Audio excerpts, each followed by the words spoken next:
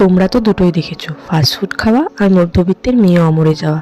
কিন্তু মাসে একটা দিন বড়লোক না হয় আমরাও হলাম। শ্রীরামপুর চত্বরে নামকরা রেস্টুরেন্ট সম্রাট বহু বছর ধরে নাম আর খাওয়ার কোয়ালিটি ধরে রেখেছে।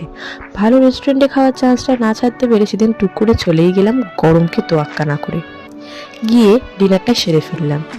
গিয়ে নিয়েছিলাম চিকেন ললিপপ, যেটা ছিল 275, পনির পকোড়া যেটা ছিল 220, আর চিকেন মাঞ্চাপ স্যুপ যেটা ছিল 150।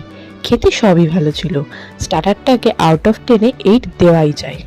এরপর মেন কোর্স নিয়েছিলাম চিকেন বিরিয়ানি 385, কেশরি পোলাও 280, যেটার ওপরে চিজ দেওয়া ছিল, এটা আমি প্রথম দেখেছিলাম।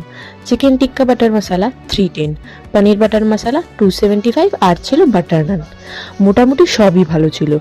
এই রেস্টুরেন্টটা একটা হাইলি রেকমেন্ডেড রেস্টুরেন্ট শ্রীরামপুর চত্বরে। সব মিলিয়ে ডিনারটাকে আউট অফ 10-এ 9 আরামসে দেওয়া যায়।